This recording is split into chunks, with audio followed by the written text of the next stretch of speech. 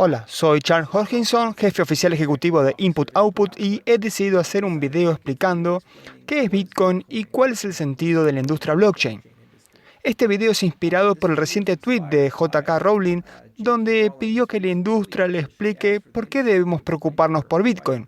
¿Cuál es el sentido de esto? ¿Cuál es el propósito de esto? ¿Es real? ¿No es real? Así que ese fue su llamado a la acción y he respondido a esa llamada a la acción y he decidido hacer un video. De acuerdo, así que vamos a hablar un poco sobre la pregunta de los $64.000. ¿Qué es Bitcoin? Comencé en esta industria a finales del 2010, principios del 2011, como inversor y minero, y luego profesionalmente dejé todo lo demás que estaba haciendo en la vida en 2013 y entré en el espacio como vocación a tiempo completo. Así que he estado en el espacio de criptomonedas por cerca de 7 años y fundé muchos proyectos en el espacio.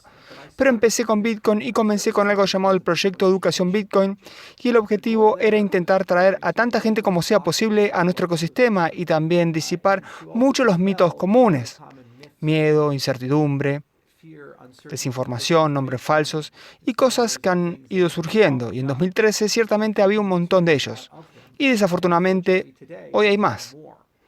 La realidad es que, a pesar del hecho de que Bitcoin está omnipresente con millones de personas en nuestro ecosistema y el conocimiento general, muy pocas personas entienden realmente lo que Bitcoin es, su punto, de dónde llegó, por qué fue creado, a dónde va esta industria, por qué existimos, cuál es la relación, por ejemplo, entre Bitcoin y blockchain. Esto es algo que no mucha gente en la corriente principal entiende. Así que el propósito de este video es empezar desde los primeros principios y hacer nuestro trabajo que nos lleve a qué es Bitcoin, y luego explorar un poco sobre la industria blockchain como un todo y por qué es una industria tan emocionante y por qué he elegido pasar 7 años de mi vida en esta industria. Y mi esperanza es que muchos de los otros líderes en mi industria también puedan hacer videos explicativos para explicar por qué entraron y lo que sienten que es tan especial acerca de las cosas que hacen. También dar un tiro definiendo Bitcoin. Así que empecemos desde el principio. En 2009 Bitcoin fue creado y fue creado por una persona o personas desconocidas denominada como Satoshi Nakamoto. Básicamente esto fue un seudónimo y el creador permanece anónimo. De hecho, el anonimato del creador es tan fuerte que incluso después de que la cuenta de correo electrónico que el creador usó fue comprometida y los correos electrónicos revelados al público en general, nadie ha sido capaz desde entonces, en 11 años, discernir quién es Satoshi Nakamoto. Fiel a la norma, Bitcoin siempre ha tenido un poco de misterio desde el principio. Pero realmente el punto de Bitcoin era hacer un experimento. Y básicamente es un experimento con frustración y pasión. Así que el componente de pasión de Bitcoin era realmente una exploración de qué es el dinero. ¿Y podemos crear un mejor dinero? Es importante entender el contexto de dónde vino Bitcoin. Si miramos en 2009, esto fue justo en la parte posterior de la crisis financiera de 2008, la cual fue la peor crisis financiera para el mundo desde la Gran Depresión. Y como consecuencia, las personas estaban empezando a volver a primeros principios y a hacer preguntas fundamentales. ¿Están nuestros bancos centrales creando buen dinero? ¿Qué hace el buen dinero? ¿Podemos crear mejor dinero? ¿Necesita el dinero ser controlado por un poder centralizado? ¿Necesitamos bancos o podemos ser nuestro propio banco? ¿Cuál es la influencia de Internet en el dinero? Este tipo de preguntas. Así que si deconstruimos el dinero de la misma manera que Satoshi Nakamoto lo hizo y la gente de nuestra industria lo hizo, podremos ver una bonita definición económica que ha existido en casi cada libro de texto 101 y vemos que hay 3 propiedades que el dinero tiene. 1. Es una unidad de cuenta. 2. Es un medio de intercambio. Y luego 3. Es un almacén de valor. Es algo gracioso que la mayoría de nosotros pasamos por lo menos 40 horas a la semana trabajando, haciendo dinero, tenemos trabajos, lo perseguimos. Mucha gente sueña con convertirse en millonarios, pero cuando intentas en realidad de construir lo que son esos tontos pedazos de papel que están en tu bolsillo, que son esos números en tu libro de cuentas bancario, cuando te conectas a tu aplicación Chase o Wells Fargo o lo que sea, obtienes el recibo del cajero automático, nadie parece pensar demasiado sobre qué son estas cosas, qué significan, por qué las usamos. Exploremos un poco esto y luego, con suerte, podamos construir nuestro camino hasta donde vino Bitcoin, el lado de la pasión de las cosas, y entonces tal vez podamos aprender un poco más sobre el lado de la frustración de las cosas. Así que primero, una unidad de cuenta. ¿Qué significa eso? Bueno, está tan arraigado en nuestra cultura ahora que tendemos a pasar por alto esto. Pero ¿qué pasaría si no tuviéramos la capacidad de medir los precios en un dólar, un euro o una libra esterlina? ¿Qué pasa si en lugar de decir, bien, mis servicios serán de $30, o en lugar de decir que este sofá cuesta $300, tuviéramos una unidad de cuenta no estándar? Así que cada vez que vas a una tienda diferente, te cobran precios diferentes para diferentes cosas, como, necesito 45 paquetes de té verde para esto y aquello de ahí, y me gustaría una bolsa de 50 libras de arena. Sería bastante caótico y sería difícil tener descubrimiento de precio. Nunca sabrías realmente si algo es caro o barato. Todo sería relativo y sería casi como un sistema de trueque. Así que el punto de una unidad de cuenta es este concepto de estandarización. Da una sensación de entender cuán caras son las cosas, cuán baratas son las cosas relativo a algún estándar que entiendes, que sabes, con el que estás familiarizado. Tienes un sentido relativo de si $1.000.000 es mucho dinero o poco dinero, relativo a las cosas que puedes comprar y comerciar y otras propiedades. Medios de intercambio es solo eso. Tienes dos o más partidarios, quieren llevar a cabo una actividad comercial entre ellos, tienen algo, ya sea un producto o servicio que quieres, y estás tratando de adquirirlo de ellos. Así que básicamente el dinero es ese intermediario que te permite de manera eficiente intercambiar ese valor con tu contraparte. Y luego, finalmente, almacén del valor. Es este concepto de que cuando obtienes este dinero no se deteriora mágicamente, no desaparece tan pronto como lo pones en tu bolsillo. No se evapora en 24 horas o algo así, o se estropea, o se pudre. Por ejemplo, ¿podrías imaginarte usar comida como dinero? Podrías ser capaz de estandarizarlo, podrías ser capaz de usarlo para el comercio y la gente ciertamente lo valora, pero los alimentos tienden a pudrirse con el tiempo, especialmente cosas como fruta u otros productos básicos como esos. Así que el almacén de valor es este concepto de la durabilidad del valor durante un periodo de tiempo y si lo mantiene o lo pierde. Así que esas son las tres propiedades fundamentales que cualquier cosa que aspire a ser dinero debe tener y cada moneda soberana, ya sea el dólar americano o el yen o alguna otra moneda, tiene estas propiedades. Al menos argumentar que tiene estas propiedades y en su mayor parte permiten formar una economía estable y sostenible. Luego, hay una especie de nivel 2 de cosas. Así que estas son las cosas fundamentales. Puedes decir nivel 1. Los principios más fundamentales, y estas son cosas que entran en la calidad. Así que el lado de la calidad de las cosas son cosas como si es fácil de mover y transportar. Es un concepto tonto, pero imagina el oro como dinero también.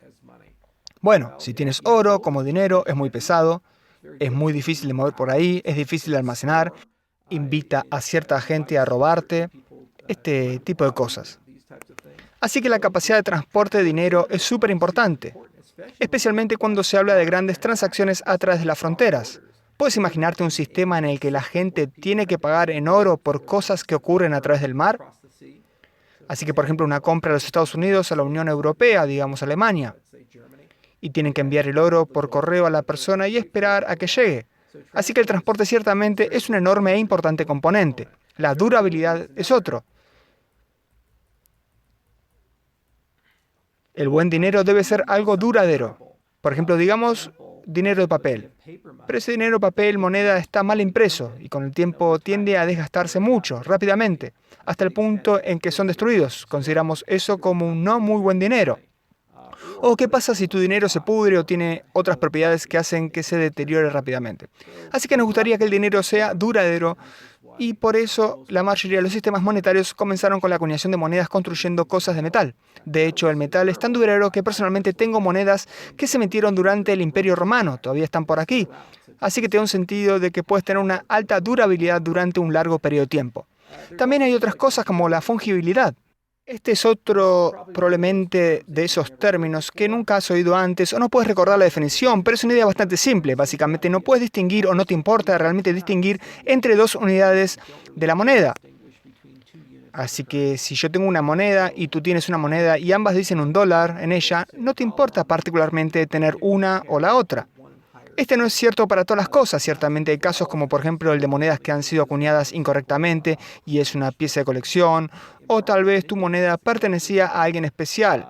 Pero en general, la fungibilidad es un componente extremadamente importante del dinero porque no quieres que el dinero en sí entre en la forma de comercio, los medios de intercambio, unidad de cuenta. Deseas que cada unidad sea idéntica a la otra. Y esto es ciertamente cierto con el dinero digital. El dólar digital que vive en PayPal es indistinguible del dólar digital que vive en tu cuenta de JP Morgan Chase o algo así. Bien, así que tenemos la capacidad de transportar, la durabilidad del activo, la fungibilidad. ¿Y puedes dividirlo? La divisibilidad es una propiedad muy importante también. Imagínate ir a una reunión de intercambio o una venta de garage y solo tienes un billete de $20 y la persona en la venta de garage no tiene cambio. ¿Cómo harías el comercio si quieres comprar algo que cuesta $11? Así que tienes que resolver esto y la divisibilidad es una cosa de las que podemos romper en trozos suficientemente pequeños para que podamos ser muy específicos sobre los precios de los artículos. Ciertas monedas permiten eso muy bien, especialmente las monedas digitales. Con otras monedas estás a merced de ambas partes sobre cómo descomponer esto y de hecho algunas monedas están perdiendo algo de visibilidad. Han habido muchas discusiones a lo largo de los años, por ejemplo, para deshacerse del centavo, que es una unidad de cuenta fundamental. Por lo que estas son algunas de las propiedades que van en la calidad del dinero, la capacidad de transportarlo, la durabilidad, la fungibilidad, la divisibilidad. Y entonces puedes incluso ir más lejos y puedes hablar de conceptos como la inflación,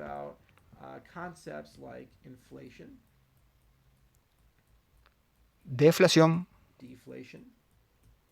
puedes hablar de conceptos como crédito y deuda. Y están todos interconectados con cada uno, e ideas sobre el suministro.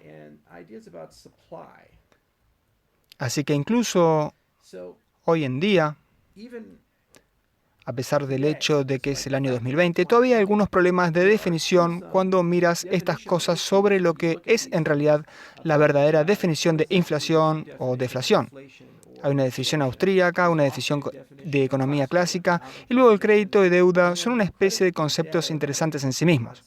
Así que a medida que subes de nivel, empiezas con algún tipo de ideas fundamentales y propiedades, unidad de cuenta, medios de intercambio y almacén de valor.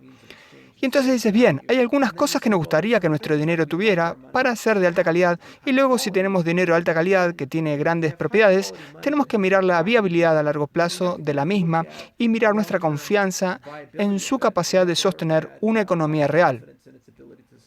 Para dirigir todas las economías modernas realmente necesitas crédito y deuda, y para dirigir todas las economías necesitas ser capaz de entender el valor del dinero a lo largo del tiempo. De otra forma, la gente no tendrá fe y confianza en ella.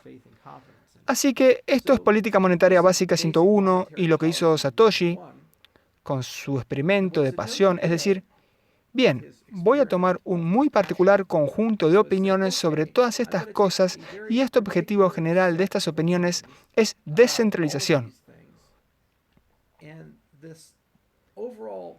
Esa es la palabra clave.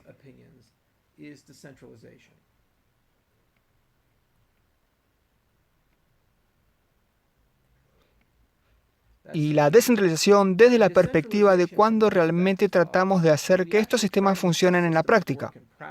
Así que digamos que tenemos a Alice y tenemos a Bob. Y Alice y Bob en realidad quieren hacer comercio entre ellos, quieren realmente comerciar un intercambio entre ellos. Cuando quieren hacer eso, normalmente tienen que hacerlo a través de alguna forma de intermediario. ¿Ok? Y en general, muchos intermediarios. Así que digamos que Bob dirige una cafetería y Alice va a tomar café y utiliza una Visa o una Mastercard para comprar ese café. En realidad hay múltiples intermediarios, múltiples redes, múltiples protocolos que se interponen entre Alice y Bob antes de que se produzca el acuerdo final. Así que, aunque Alice tiene una rápida y fácil experiencia de pago para conseguir realmente ese valor para Bob, es muy complejo, muy regulado, muy caro y un proceso no súper inclusivo. De hecho, el proceso es tan no inclusivo que alrededor de 3 billones de personas en todo el mundo carecen de suficiente acceso financiero para tener una verdadera identidad económica, por lo que tendemos a llamarlos no bancarizados. El concepto de la descentralización está diciendo, ¿pueden Alice y Bob tener el mismo tipo de relación que tendrían con dinero en efectivo, pero hacer esto a través de Internet?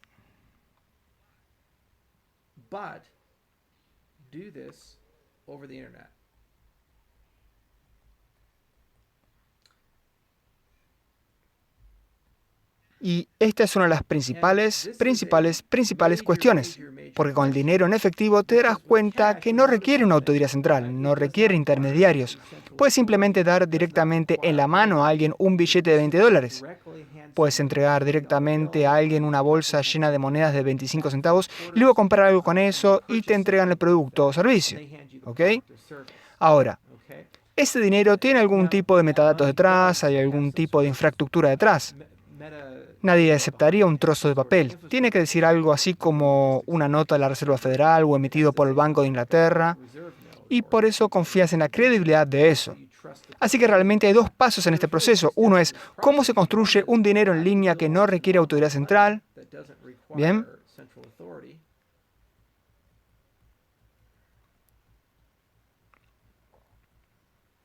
Sin autoridad central y en línea. ¿Y cómo se consigue que la gente tenga fe en esa moneda?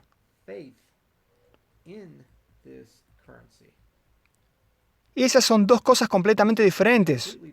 Una cosa es construir un sistema de transacciones en el que Alice y Bob pueden hacer negocios, y otra cosa completamente diferente es construir el sistema de transacciones que cuando Bob recibe esa unidad que ha creado, ese Bitcoin o como quiera llamarlo, ese token digital, en realidad cree que vale algo, que vale la pena su tiempo, que vale la pena sus productos y servicios.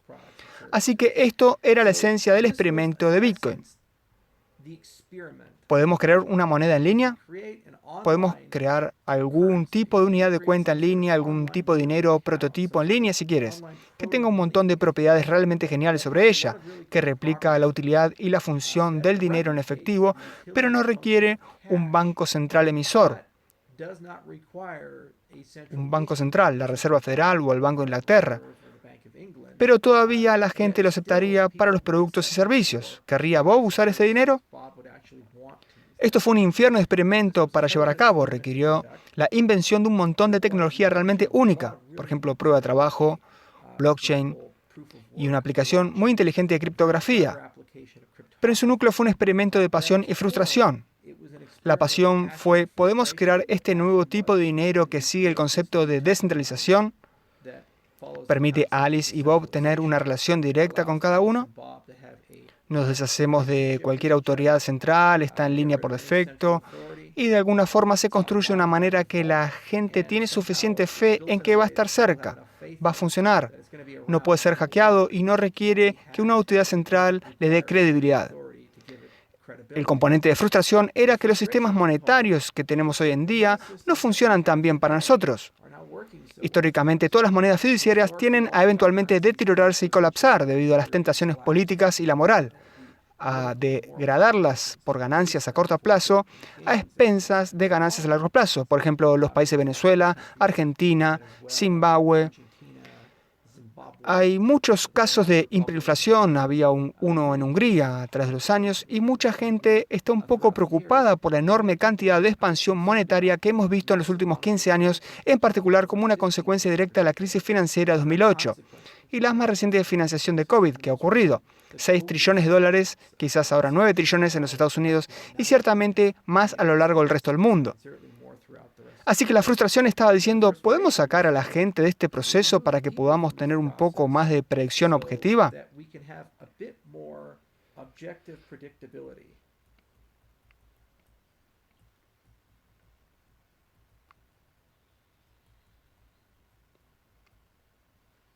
Y la predecibilidad objetiva es básicamente decir que conocemos el suministro por adelantado y sabemos por qué reglas el suministro va a cambiar. Así que entendemos esta política monetaria.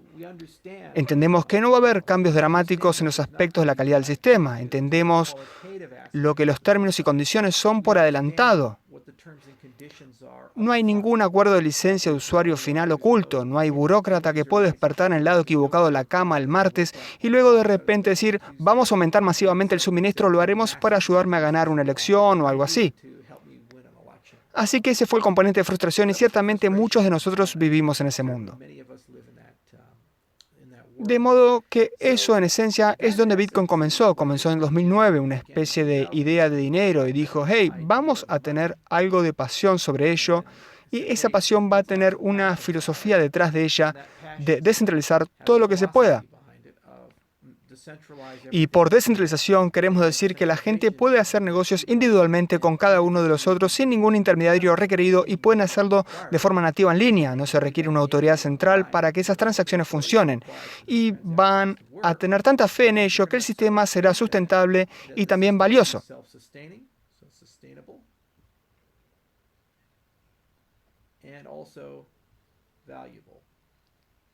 Esas dos propiedades, sustentable y valioso. Y lo hermoso es que desde 2009 hasta el 2020, misión cumplida.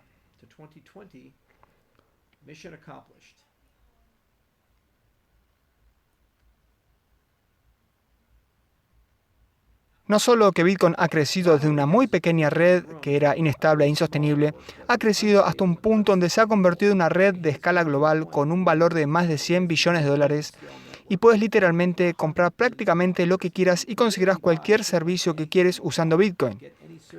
Es un experimento verdaderamente extraordinario desde esa perspectiva particular y todos nosotros en esta industria estamos francamente asombrados de la durabilidad, la resistencia y el notable crecimiento de la tecnología subyacente.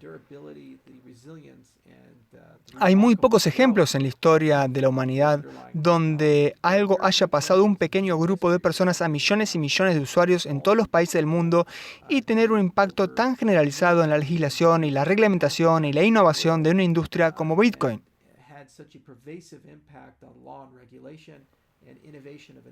En realidad ha superado el crecimiento de Internet por un gran factor. Así que definitivamente misión cumplida como un experimento.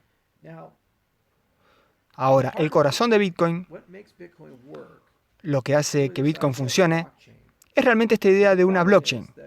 Así que el problema es que si vas a crear un token digital, tienes que tener un libro de cuentas en algún lugar.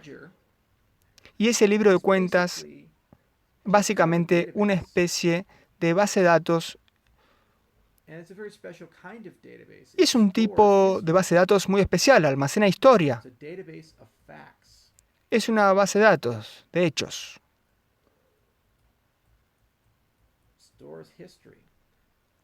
Almacena historia. ¿Y qué tipo de historia almacena? Almacena las transacciones.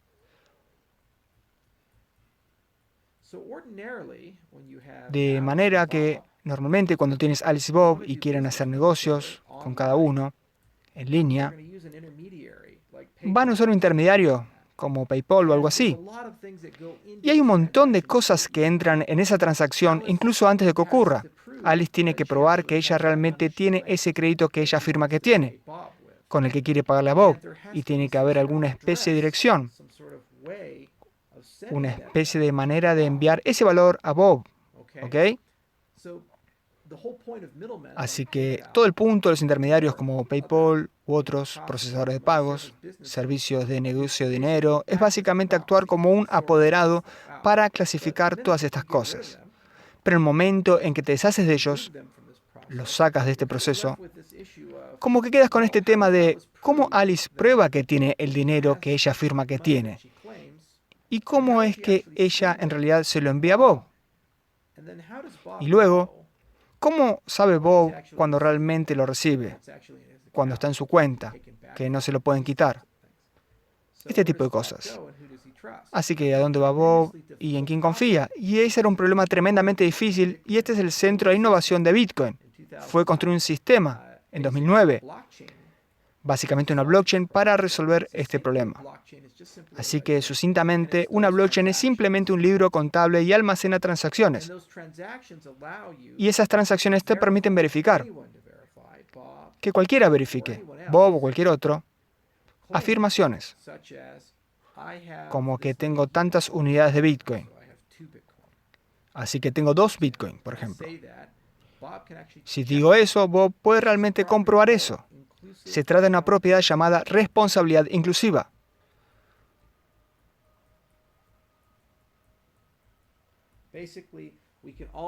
Básicamente, todos podemos comprobar los deberes de cada uno de los otros. Todos podemos ver el registro. Así que lo que pasa es que está esta base de datos en el cielo, en la nube.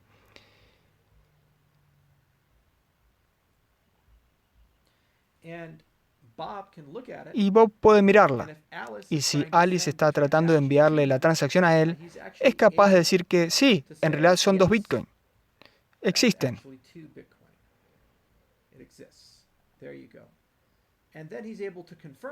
Y entonces es capaz de confirmar que cuando ella inició esa transacción, la propia red lo recibió, lo procesó, y en realidad lo tiene. Así que cómo eso se realiza es que utiliza algo llamado criptografía, utiliza un mecanismo de consenso llamado prueba de trabajo y una letanía de otras cosas complejas y están más allá del alcance de esta conferencia de introducción. Pero básicamente se utilizan matemáticas y ciencias de la computación para crear algún tipo de base de datos en el cielo, el libro contable. Y nosotros llamamos a esa base de datos una blockchain, porque una vez que un registro ha sido escrito, es un hecho, como que George Washington fue presidente. Nunca puedes cambiar eso, no importa cuánto quieras o lo desees. Es solo algo que pasó, es un registro de la historia. Así que es un tipo muy particular de base de datos que es inmutable, lo que significa que no puedes cambiar los registros dentro de ella. Y porque tiene esta propiedad llamada responsabilidad inclusiva, significa que cualquiera en el mundo puede verificar realmente que estas transacciones en estos registros ocurrieron. Si afirmas que tienes algo y tratas de gastarlo, cualquiera en todo el mundo que tiene este protocolo puede ejecutarlo, comprobarlo y que las matemáticas y la criptografía te permitan verificar que es cierto. Este fue un concepto revolucionario porque cada intento de hacer esto anteriormente requería un tercero de confianza para mantener el libro contable. Bitcoin fue el primer ejemplo de algo que fue liberado que no requiere un tercero de confianza. La red por su mera operación puede ser capaz de simular eso. Y por supuesto, en el momento en que creas algo muy innovador y revolucionario, inspira a la gente a soñar y a decir, espera un segundo aquí. El mundo no es solo transacciones financieras. Esto nos lleva a la segunda parte de la conferencia, la industria blockchain. Dicen, espera un segundo aquí. Hay todo tipo de cosas en el mundo que estamos confiando a terceros para hacer que realmente no querríamos. Por ejemplo, la votación. Me encantaría que cada vez que voto, poder verificar que mi voto, primero, que fue contado, segundo, que mi voto fue contado con precisión. Así que me encantaría ser capaz de saber que cuando yo tengo el derecho a votar, haya sido registrado correctamente y mi voto ha sido registrado y saber que, de hecho, para todos los demás personas también. No quiero confiar en un tercero para contar esos votos. No quiero confiar en un tercero para manejar el sistema por mí, porque es un vector de ataque. Y si estamos haciendo decisiones de vida o muerte, diciendo quién va a ser presidente y cómo va a funcionar la economía, tenemos que tener mucha confianza y fe en el voto. Así que la votación es otro ejemplo de un sistema que podrías hacer de manera diferente. La propiedad es otro ejemplo de un sistema que podría hacerse de manera diferente, por lo que actualmente la propiedad es administrada por alguna forma de registro, de modo que si tienes un título o tienes tierra, alguien tiene que mantener esa base de datos. Pero ¿qué pasa si alguien puede manipular o editar esa base de datos? ¿O qué pasa si cambia el gobierno? Como cuando ISIS se apoderó de Siria. Entonces pueden ir y decidir cambiar la historia y luego se vuelve muy difícil volver las cosas a la normalidad para decidir quién en realidad poseía qué y dónde. cuál era la versión de la historia. Y en muchos casos, porque es demasiado caro mantener estos sistemas, millones de personas en todo el mundo viven en tierras sin escritura. ¿Qué hay de los diferentes tipos de productos financieros? Bitcoin se centró en el dinero y se centró en lo que es el buen dinero. Y sigue siendo un gran debate sobre si Bitcoin es buen dinero o no. Es un buen debate de lo que es el buen dinero en general, pero estaba muy claro que intentaba hacer una cosa. Pero tenemos otras cosas, como por ejemplo acciones de Microsoft, instrumentos de deuda como bonos, representaciones de cosas, por ejemplo tokens que representan oro o productos básicos como el petróleo. Así que hay diferentes maneras en que podemos representar estos usando los mismos sistemas que Bitcoin utiliza para representar un Bitcoin y no requieren los terceros de confianza para gestionar estos sistemas. Y la respuesta es sí. Así que mucha gente está mirando esto. Las cadenas de suministro son otro gran ejemplo de ello. En las cadenas de suministro, por ejemplo, ahora mismo tenemos una pandemia. ¿Qué hay de las cadenas de suministro mundiales para el equipo de protección personal o vacunas o medicinas? Tienes tantos diferentes actores tocando cosas, muchos reclamos de cosas, y las personas están tomando decisiones de vida o muerte basadas sobre la estabilidad de estas cadenas de suministro y la fidelidad de la información sobre ellos. Así que resulta que la tecnología blockchain es en realidad bastante buena para esto porque no tienes que confiar en una autoridad central o en un tercero o federación de terceros para asegurarse que los registros son exactos. Puedes hacerlo en una forma completamente descentralizada en muchos casos. La identidad en sí misma es otro ejemplo de eso. Ese son tus activos más importantes. Tienes un pasaporte, una licencia de conducir, un certificado de nacimiento, una puntuación de crédito, este tipo de cosas. Así que, ¿quién eres? Tus declaraciones y reclamaciones sobre tu reputación. Esto está cada vez más vinculado también con la información personal identificable, tus datos que a Facebook, Google y otras personas les importa. ¿Cómo gestionas la identidad? Y ahora mismo se te han dado por terceros de confianza. Se emite tu pasaporte, se emite tu licencia de conducir, se ha emitido alguna forma de activo de identidad a través de una entidad gubernamental y luego se hacen declaraciones y afirmaciones sobre esa identidad. De nuevo, por las agencias de crédito y tal vez los gobiernos con crédito social, por ejemplo. No eres realmente el dueño de eso y no estás en control de eso y tus identidades son muy manejadas por intermediarios y terceros que en cualquier momento pueden manipular los registros en contra de tus mejores intereses si está en favor de sus mejores intereses. Así que todo el punto de la industria blockchain es echar un vistazo a ese mismo principio básico de la descentralización, deshacerse de los intermediarios. La palabra clave es desintermediación.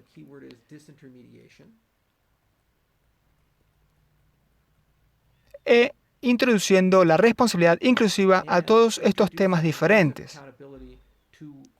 Así que básicamente la idea es que puedes comprobar que la integridad de los registros en estos sistemas son tan precisos como las personas afirman que son y sabes que nadie ha manipulado los registros.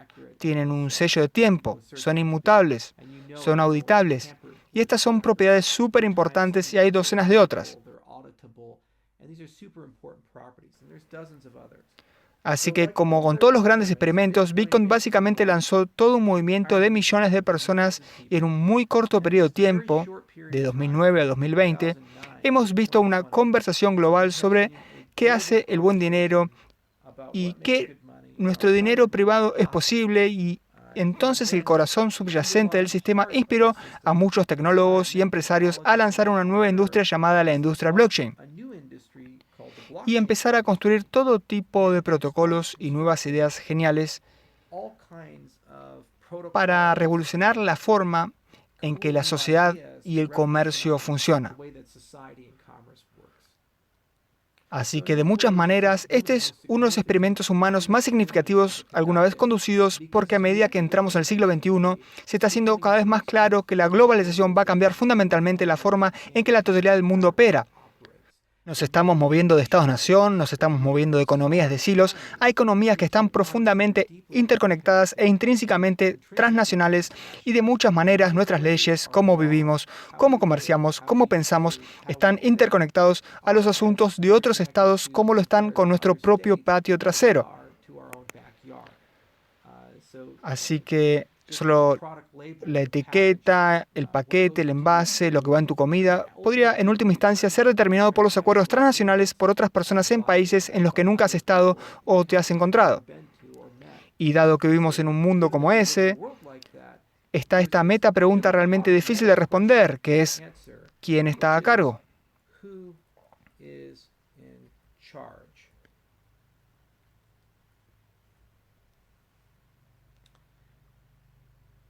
Y a medida que avanzamos en el siglo XXI, no está realmente claro cómo responder esa pregunta. Históricamente, cómo hemos respondido esa pregunta es a través de la fuerza.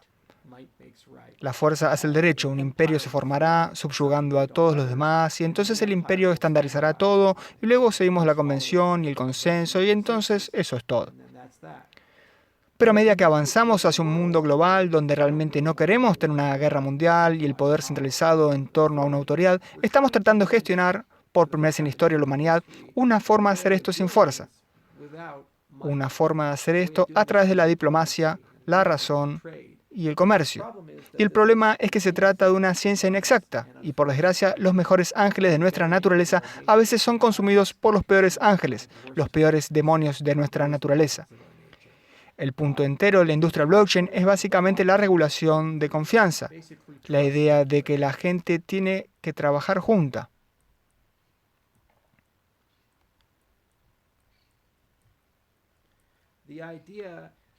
Que no confían realmente en el otro, pero tienen que encontrar una manera de hacerlo para el bien común, para resolver un problema en común, ya sea para comerciar, ya sea para preservar los recursos y el valor que tenemos para tener sustentabilidad y política ambiental, para resolver las cosas como las pandemias globales y, desafortunadamente, los viejos sistemas que tenemos de regulación de confianza fueron a través de la dominación y jerarquías.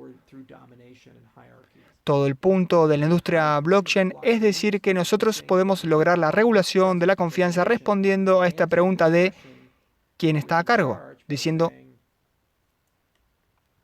nadie. No necesitas a nadie a cargo. Conceptualmente, si algo tan complicado como el sistema financiero mundial puede funcionar y Alice y Bob son capaces de pagarse mutuamente sin usar un intermediario o intermedio, y luego de repente puedes poner cosas como democracia y derechos de propiedad, de fintech y cadena de suministro e identidad en el mismo tipo de estructura, entonces, al final del día, seremos nuestro propio banco.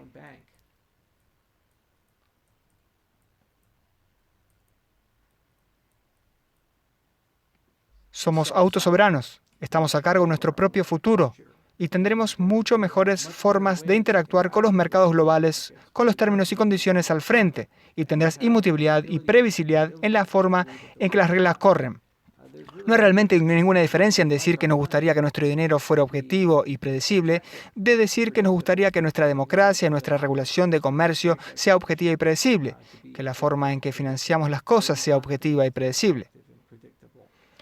Así que esto es en muchas razones por qué la gente es tan fanática sobre Bitcoin en la industria blockchain, porque no se trata realmente de hacer dinero, no se trata realmente de construir un mejor negocio o hacer algo más eficiente o hacer los pagos un poco más rápidos.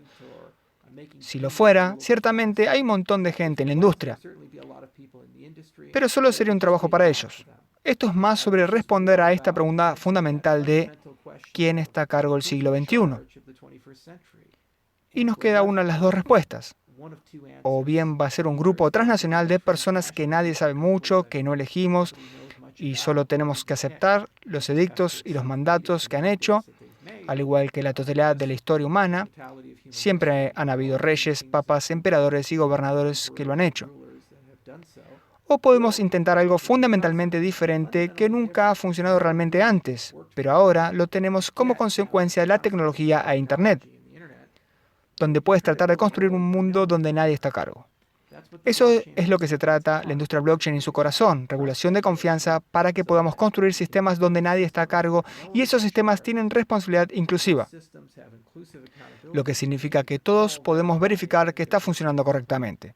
No solo los pocos de confianza, hay objetividad y predecibilidad, las reglas se aplican a todos, los menos entre nosotros jugando con las mismas reglas que los mejores entre nosotros, así que los más ricos y los más pobres son lo mismo en ese sentido y se extienden y propagan por sus bordes, no por un esfuerzo centralizado. No hubo un comité de marketing para difundir Bitcoin, no hubo una autoridad central para conseguir la energía de minería Bitcoin. fue de solo unas pocas computadoras en 2009 a almacenes gigantescos de mineros en lugares como Mongolia, Georgia, etc. Y todo creció desde abajo hacia arriba, una forma muy diferente de pensar sobre el mundo. Pero en muchos sentidos es una manera mucho más natural porque en última instancia te pone a ti a cargo. Así que esto es lo que es Bitcoin en pocas palabras. Era un experimento. El punto del experimento era una especie de dos caras. Una cara era la pasión y la otra la frustración. La pasión estaba tratando de resolver un muy antiguo problema, permitir que la gente haga negocios entre sí sin intermediarios. Y la frustración fue hacerlo con principios, porque los principios se han violado en el pasado. Y la aplicación asesina de su difusión fue el intento de crear una mejor forma de dinero. Es ciertamente discutible qué es el buen dinero y es una bonita conversación para tener, pero el verdadero valor de Bitcoin, el experimento real, se apalancó y se convirtió en una industria completa, la industria blockchain. Y esta industria blockchain se basa en la regulación de confianza con responsabilidad inclusiva, para que podamos llegar a un mundo donde nadie está a cargo, excepto tú, por tu propia vida. Así que eso es lo que Bitcoin es para mí. Espero que todos los demás en la industria tengan su decir también y digan algunas cosas geniales sobre ello. Realmente ha sido un privilegio de toda una vida estar en esta industria porque cada día puedo ser una persona diferente. Algunos días me convertiré en un experto en tecnología de gobierno, otros días tengo que pensar en cadenas de suministro médicas, otros días me da para pensar en la naturaleza de privacidad y derecho de propiedad. Algunos días tengo que ser un tipo de Wall Street y hablar sobre el banco del futuro, pero en su corazón son todos iguales y solo estamos regulando la confianza entre personas y entidades que realmente no confían el uno en el otro para el bien común, sin tener que poner a alguien a cargo, usando ciencia, criptografía, matemáticas, estas cosas. Y estos sistemas son globales por diseño y defecto. Así que gracias por escucharme, espero que esto haya sido de ayuda y que tengan un buen día. Saludos.